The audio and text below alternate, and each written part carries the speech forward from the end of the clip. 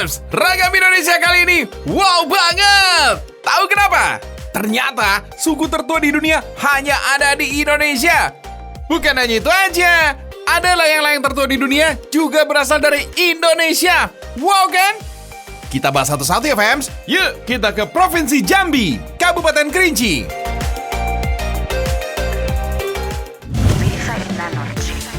Fans, ternyata ada sebuah warisan dunia tertua di Indonesia loh. Lokasinya ya dari daerah Kerinci ini.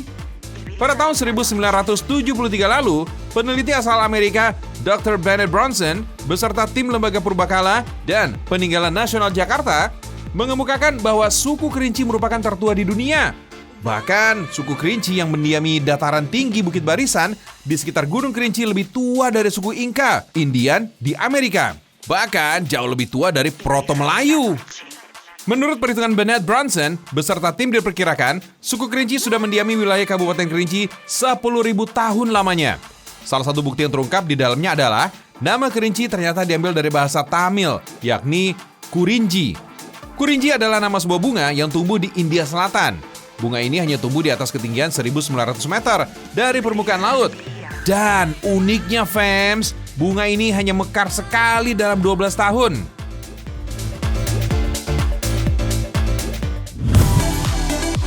Nah, sekarang kita lihat yuk keseharian masyarakat Kerinci saat ini. Daerah Kerinci terkenal juga akan hasil kopinya. Biji-biji kopi tersohor dan berkualitas dihasilkan dari sini. Dan menjadi salah satu yang terbaik di dunia. Di dunia loh fans, mantap betul! Nah, agar kopi Kerinci semakin dikenal, pemerintah daerah setempat sering menggelar acara Festival 1000 Kopi. Untuk memberikan acara, digelar pula arak-arakan gerobak sapi, tumpeng, dan gunungan sayur yang bergerak dari desa Batang Sangir sampai lokasi utama Festival 1000 Kopi. Wah, sesampainya di tempat utama, gunungan sayur langsung diperebutkan oleh warga. Rame!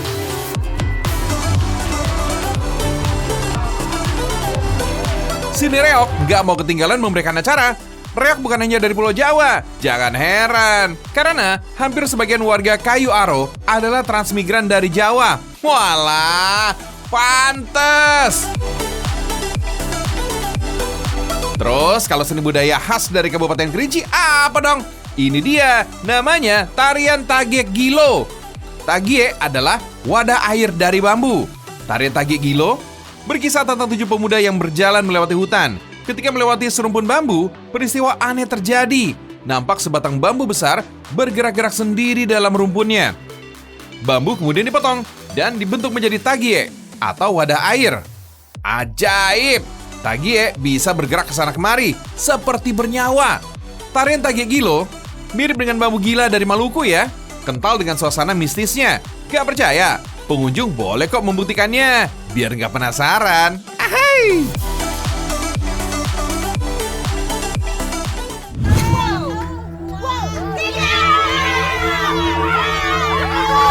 Loh, ibu-ibu ini apa-apaan sih? Kok pada rebutan gini? Sabar ibu-ibu, sabar! Hehe, nggak deng fans. Ibu-ibu ini bukan lagi bertengkar atau semacam adegan drama ya. Tapi beginilah keriuhan dan keseruan kalau ada acara tegak rumah. Yaudah, biar nggak bingung, kita urut ceritanya dari awal.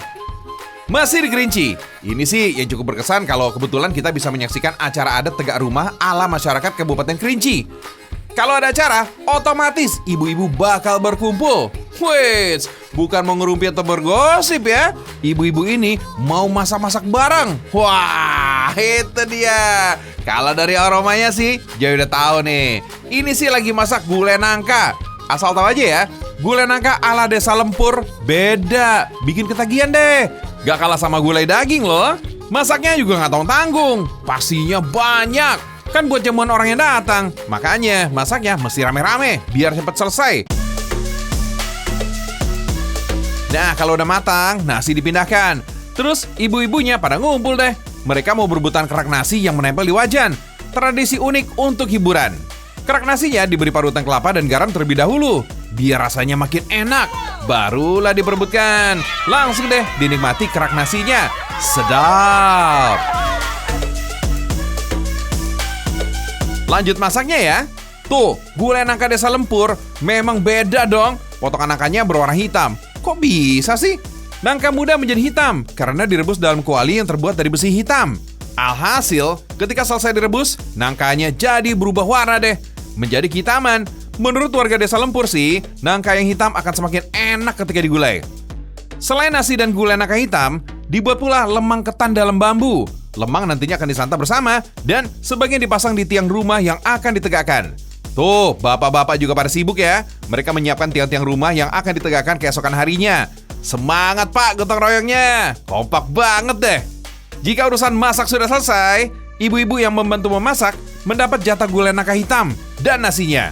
Sengaja dibuat banyak fams, jadi biar semua kebagian. Memang sudah menjadi kebiasaan ya, jika ada acara besar, tanpa disuruh, tetangga dan kerabat akan datang membantu. Nah ini dia nih. Sebagai bentuk rasa terima kasih, hasil masak pun dibagikan. Kebetulan pas makan siang tuh, dinikmati aja bersama-sama. Oh iya, ngomong-ngomong soal tegak rumah, hanya dilakukan bagi mereka yang akan mendirikan rumah dari kayu saja ya. Tegak rumah intinya sih seperti acara syukuran. Menurut adat lama pesuka usang, apabila kita melaksanakan penegakan sebuah rumah, itu diadakan pertemuan suku Indo darah daging sanak famili, bahwa kita mengundang anak famili tersebut itu untuk mendatangi kita pertegakan rumah kayu tersebut. Acara diawali dengan prosesi tabing malu, di mana kerabat yang lebih dulu datang membawa kain untuk dipasangkan di antara tiang kayu yang akan didirikan nanti, sampai menutupi semua bagian. Tabing malu menjadi simbol kepedulian sang kerabat terhadap sanak saudaranya yang akan membuat rumah. Namun belum terlaksana seluruhnya. Jika yang melaksanakan tegak rumah keluarga laki-laki, maka saudara perempuannya akan memasangkan kain tabing malu. Namun jika yang mengadakan tegak rumah perempuan, maka saudara laki-lakinya yang memasang kain. Kalau rumah gedang tidak diundi, kalau mayat terbujur tidak dikapat atau diselimuti, berarti malulah anak jantan atau anak betina. Itulah hikmahnya kain yang terbentang di alang belai tadi. Kerabat yang datang tidak dengan tangan kosong. Kaum ibu akan membawa sekantung beras dengan uang di dalamnya. Jumlahnya tak ditentukan. Sementara kaum bapak langsung memberikan uang saja. Tujuannya sih untuk membantu orang yang punya hajat. Tiang-tiang kayu yang akan didirikan sebelumnya sudah dipasangi beberapa simbol. Di antaranya berupa tebu, setandan pisang, 2 buah kelapa, sirih pinang, lemang bambu, seperangkat peralatan ibadah, keris, dan pakaian adat. Begitu seluruh kerabat dan tamu undangan sudah hadir semua, acara akan dibuka oleh sesepuh adat yang menjelaskan maksud dan tujuan yang punya hajat. Sesepuh adat lalu berdoa untuk kemaslahatan bersama. Usai berdoa, kaum ibu langsung berebutan mengambil pisang yang tergantung di atas tiang. Seru banget! Semua kebagian kok! Nah, selanjutnya, giliran kaum bapak beraksi. Mereka beramai-ramai berusaha menegakkan tiang rumah yang akan dibangun fams. Tiang pertama yang didirikan adalah tiang bagian tengah. Biar nggak roboh, langsung diberi pasak atau dipaku. Acara selanjutnya tinggal ramah tamah aja. Oh iya fams, jadi selain suku Kerinci, ada beberapa temuan lagi yang menunjukkan kalau beberapa hal dari Indonesia merupakan yang tertua di dunia loh. Yuk deh, lihat nih yang satu ini ya.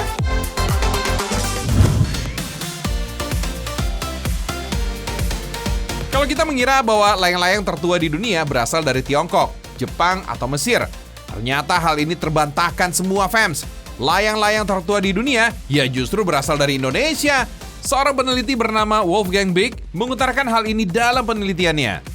Wolfgang mengatakan bahwa masyarakat Pulau Muna di Sulawesi Tenggara sudah memiliki kebudayaan menerbangkan layang-layang sejak 4.000 tahun yang lalu. Orang Tau Muna atau Muna mengenalnya dengan nama Kagati Kolope. Kagati adalah bahasa setempat untuk menyebut layang-layang. Sedangkan kolope adalah sejenis tanaman gadung yang daunnya dipakai untuk membuat layang-layang. Daun-daun itu direkatkan satu sama lain dengan menggunakan lidi atau lio dari bambu fams. Lembaran kolope tersebut dikepik dengan kerangka kayu dan disimpan selama 5 hari. Selanjutnya fams, lembaran itu dirajut dengan tali agar menjadi lembaran utuh kertas layang-layang. Sambil menunggu, dibuat kerangka layang-layang dari bambu atau patu-patu dan talinya dari daun nanas hutan. Widih, semua bahannya asli dari alam fams. Kagati kolope yang umumnya berukuran 170 cm ini sudah dipastikan bisa melayang bebas di langit selama 7 hari tanpa pernah diturunkan. Berkat Wolfgang, layang-layang dari daerah Sulawesi Tenggara itu diketahui sebagai layang-layang pertama di dunia. Keren FMs! Layangan Muna memang bikin bangga!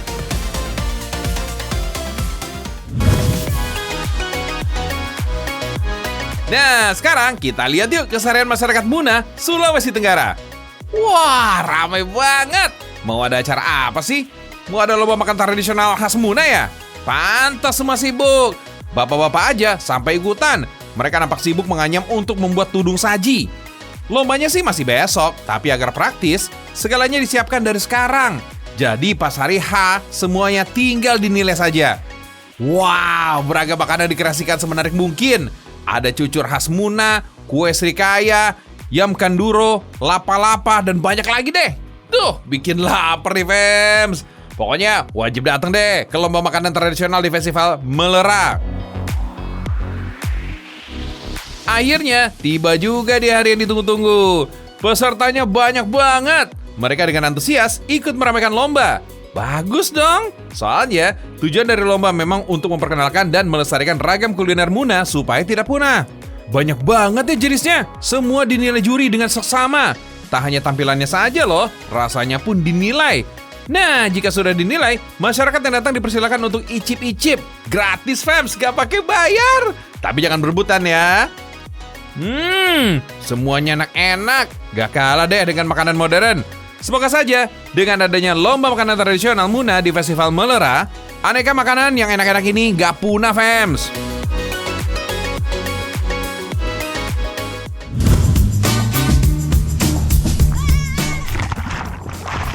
Fems, selain terkenal dengan kekayaan lautnya, Pulau Muna juga penghasil jagung.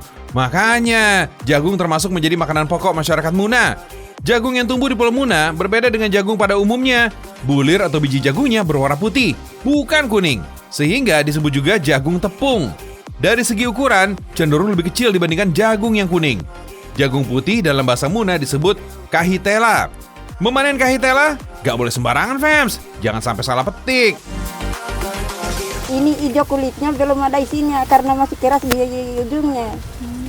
Kalau yang ini berarti bisa kalau nih. ini sudah bisa karena sudah kuning kulitnya. Seru juga ya ikutan panen jagung. Wah, sepertinya sudah banyak nih. Enaknya dibuat apa ya, Fems? Pilihnya yang tua aja ya kalau akan membuat kapendo. Dan jangan dipisahkan dari bonggol jagungnya. Kalau yang masih muda dapat dijadikan katumbu. Berbeda dengan membuat kapendo, bulir jagungnya harus dipisahkan dari bonggol. Wah, kalau buat yang bergotong royong gini, pasti cepat selesai. Kompak banget. Jagung yang banyak bukan masalah. Tuh, mereka saling membagi tugas. Ada yang memisahkan jagung dari bonggolnya. Ada juga yang menyiapkan irisan gula merah. Untuk membuat katumbu, biji jagung harus digiling untuk dilembutkan. Giliran kaum lelaki yang beraksi. Soalnya untuk menghaluskan jagung menggunakan mesin tradisional yang perlu tenaga manusia. Semangat! Selanjutnya, parut kelapa. Masukkan gilingan jagung ke dalam wadah dari kayu. Tambahkan irisan gula merah dan kelapa parutnya. Baru dari tumbuk. Suara tumbukannya merdu juga, Fems ya. Jangan lupa tambahkan garam. Fems, wadah kayu untuk tempat menumbuk disebut dengan katumbu. Makanya olahan jagung disebut juga dengan nama yang sama. Unik ya? Jika adonan sudah tercampur rata, lanjut rebus jagung tua di dalam panci. Lalu bungkus adonan katumbu dengan kulit jagung. Lipat bagian ujungnya supaya adonan tidak tumpah.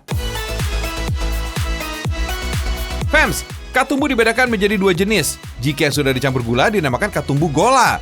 Sedangkan katumbu putih tidak dicampur apa-apa, alias original. Rebus deh katumbunya di atas kaperondo dan tunggu hingga masak. Asik, akhirnya matang juga olahan jagungnya. Mirip dodol ya, hanya saja bahan utamanya dari jagung. Enak, legit banget. Uniknya, olahan jagung yang seperti dodol ini bisa disantap dengan sayur bening dan ikan asin. Wah, enak juga ternyata.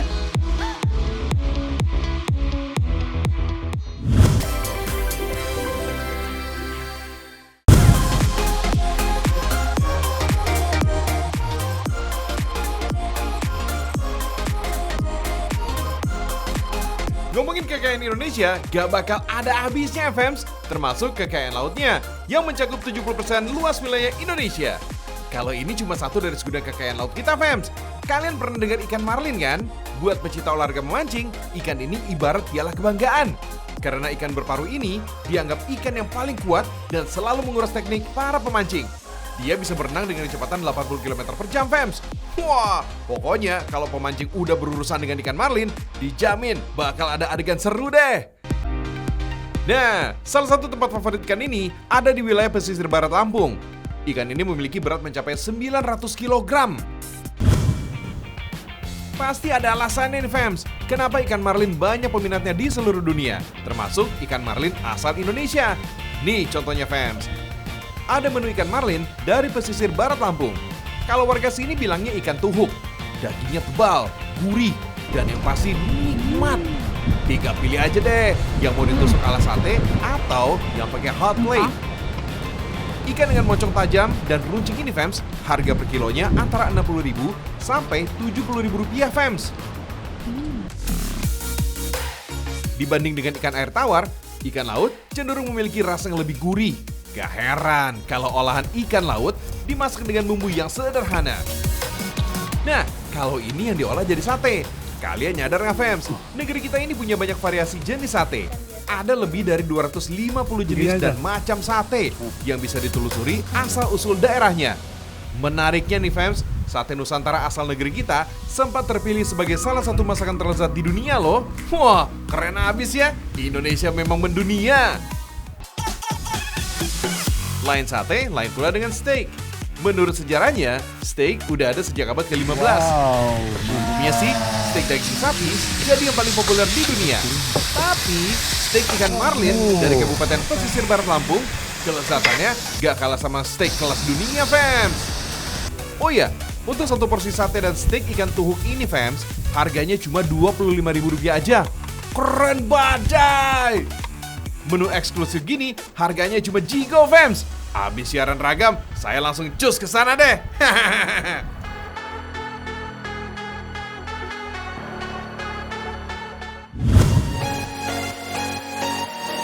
Ikan marlin ternyata nggak cuma enak dagingnya aja.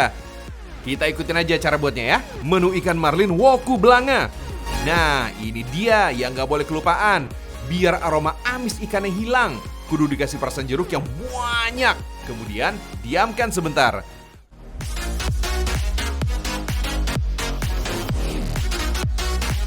Oh iya, fams, mas-mas yang bakar bilang arangnya pakai dari batok kelapa.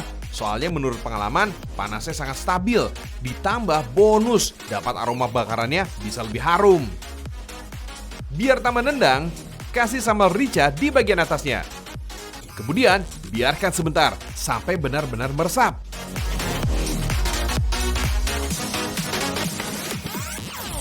Oh my god, sampai susah jelasinnya, fams. Buat yang suka makanan berkuah, masih ada nih. Kalau ini olahan ikan yang lengkap sama dagingnya. Ikan marlin woku belanganya juga seger banget. Pas buat nemenin makanan yang serba bakar-bakaran tadi.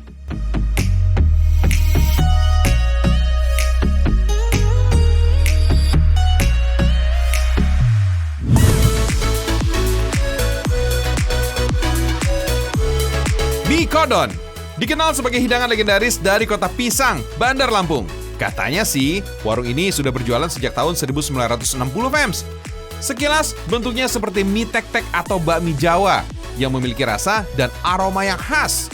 Bedanya, mie ini ukurannya lebih besar daripada mie umumnya. Katanya sih, mie besar ini menjadi ciri khas yang banyak diikuti oleh penjual mie lain. Rasa mie-nya gurih dengan aroma kaldu udang yang kuat. Porsinya juga berlimpah, dijamin kalian jadi puas saat menyantapnya. Meski dikelola oleh generasi ketiga, rasa dan kenikmatan mie ini terus terjaga sampai sekarang loh, fams. Lokasi warung mie Kodon ada di Jalan Ikan Bawal, Pesawahan, Kecamatan Teluk Betung, Kota Bandar Lampung. Katanya sih, Kodon berasal dari nama penjual pertama yang dipanggil oleh para langganannya. Variasi mie di sini lumayan banyak. Ada mie goreng, mie rebus atau mie kuah, dan juga mie nyemek dengan tekstur yang agak basah. Harganya cuma Rp20.000 per porsinya. Ada yang bilang mie Kodon perpaduan antara mie Sumatera dan bakmi godok dari Jawa. Proses pembuatannya juga mirip dengan mie tek-tek, mulai dari menumis bumbu rempah dengan telur. Tingkat kepedasan juga bisa disesuaikan dengan permintaan. Jangan lupa, tambahkan beberapa sayuran seperti irisan kol dan sawi hijau atau caisim. Tambahkan juga kuah kaldu yang kental, menjadi ciri khas mie ini nih fams. Untuk kuah kaldunya dibuat dari campuran udang dan ayam kampung yang direbus. Kalau sudah agak kering, masukkan mie kuning deh. Dalam sehari, kedai mie ini bisa menghabiskan hingga 25 kg mie loh fams. Untuk proses pembuatan mie rebus juga nggak beda jauh. Tinggal tambahkan kuahnya aja fams. Kedai ini boleh buka jam 12:30 siang hingga habis. Kedai ini cukup ramai pembeli. Sebelum gelap jualannya sudah habis fams.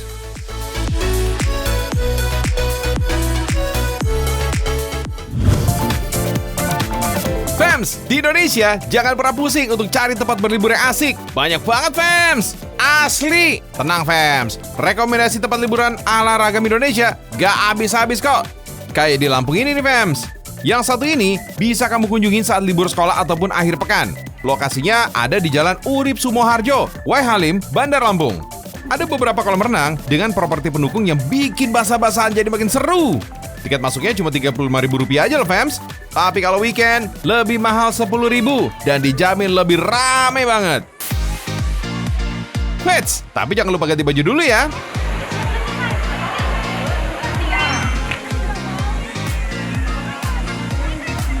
Nah, ini nih jagoannya. Siapa sih anak-anak yang gak tergoda melihat pemandangan seluncuran kayak gini? Buat yang punya sedikit nyali dan lagi bawa ponakan atau anak, tenang, bisa kok. Tetap happy-happy sambil cobain wahana satu ini. Ketinggiannya masih bersahabat fans. Gak terlalu tinggi untuk orang dewasa dan masih bersahabat bagi anak-anak. Meluncur dari seluncuran tampaknya emang menyenangkan bagi anak-anak. Gak heran kalau spot ini kerap memiliki antrian yang panjang banget. Fans, bukan cuma terkaan aja ya. Aktivitas ini ternyata bisa membuat anak-anak melepaskan hormon endorfin yang akhirnya bisa meningkatkan suasana hati jadi lebih baik. Kalau endorfinnya meningkat, anak jadi lebih percaya diri, gejala kecemasannya berkurang, dan gak gampang rewel loh. Hihihi, happy banget ya.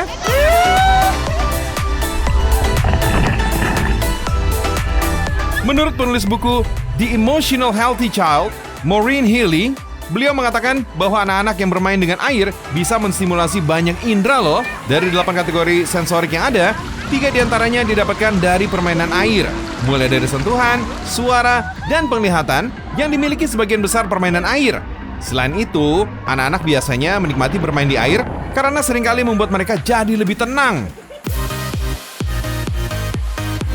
Fams, spot wisata berbau air kayak gini emang gak pernah gagal untuk bikin anak-anak happy. Sebenarnya gak cuma anak-anak aja fams, bapak-bapak dan ibu-ibunya juga gak kalah senang. Meskipun kelihatannya wahana untuk bocah banget, tenang bu, pak, ada beragam kolam renang yang ditujukan untuk segala macam usia kok. Ada juga kolam renang khusus untuk orang dewasa yang biasa disebut dengan Olympic Pool. Kolam renang Olimpik ini punya tingkat kedalaman 140 cm. Jadi buat bu ibu dan pak bapak, selalu awasi anaknya ya kalau mau nyemplung ke kolam ini. Nah, sebenarnya nih fams, tempat wisata ini termasuk salah satu tujuan liburan di Lampung yang punya konsep One Stop Family Entertainment. Maksudnya, dalam suatu area, ada banyak banget tempat wisata dan sports center yang bisa dikunjungi. Jadi, pengunjung gak cepat bosan. Dan gak perlu berganti tempat kalau pengen menikmati wisata lain. Yang bikin tempat wisata ini gak pernah sepi karena ditunjang oleh spot-spot cakep yang bisa bikin sosial media kamu jadi lebih rame. Yup, spot foto 3 dimensi. Malam, dengan menyisikan 45.000 pas weekday dan 50.000 saat weekend, udah bisa berfoto di puluhan spot yang tersedia. Bahkan, ada jasa fotografer yang siap bantuin motret loh fams. Tenang, gak pakai tambahan biaya kok, alias gretong. Dibuka sejak April 2018, 3D Walk ini mengusung konsep infinity. Artinya, ornamen di dalam area foto harus menuju ke satu titik. Caranya, objek foto harus berada di titik tengah area fams. Untuk memudahkan pengunjung, udah ditandai nih titik-titik yang pas buat ngambil foto. Hasilnya dijamin lebih cakep deh. Fams, bukan cuma lampu-lampu aja nih yang jadi media spot fotonya. Ada juga spot mandi bola yang lengkap sama perosotannya. Sekedar saran ya fams, sebaiknya gunakan warna baju yang kontras sama suasana dan backgroundnya ya. Jadi kalian bisa kelihatan on point gitu. Nah, kalau pas lagi rame, setiap pengunjung cuma dikasih waktu sekitar 1 menit untuk explore berbagai gaya. Biar pengunjung yang lain nggak kelamaan ngantri, fams. Tapi kalau pengen lebih puas, emang lebih enak datang saat weekday, karena bisa puas banget foto-fotonya. Sorry nih ya, bukan berarti kita ngajarin bolos. Kan bisa kalau datangnya sepulang sekolah, ya nggak?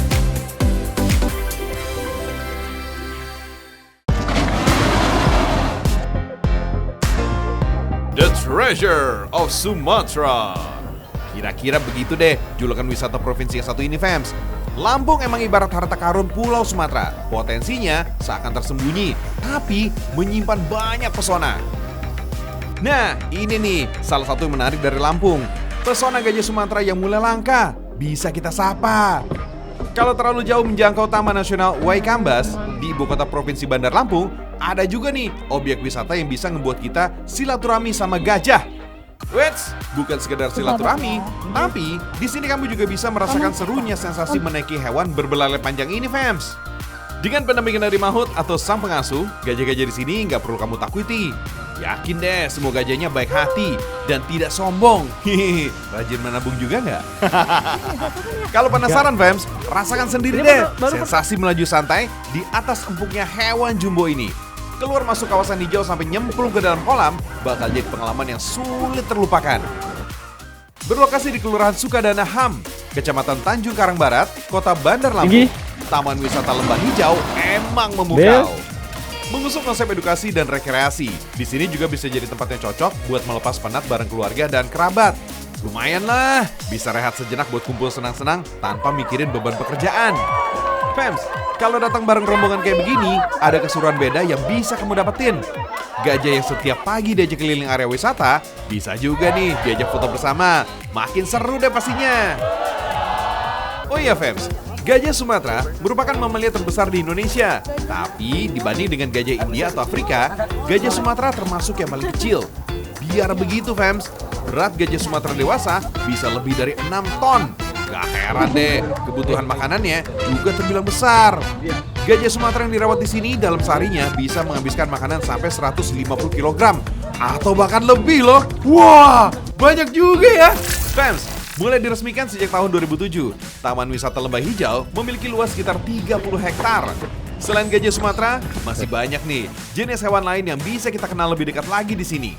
Maklum deh, sejak awal berdiri, Taman Wisata Satwa Lembah Hijau juga diperuntukkan sebagai lembaga konservasi untuk mengenal berbagai jenis satwa yang tidak dilindungi dan satwa dilindungi.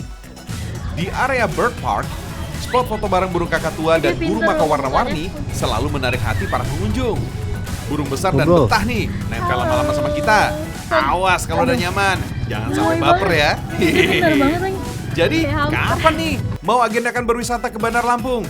Ditunggu ya di Lembah Hijau, kawan-kawan satwa udah pada kangen tuh buat ditengok.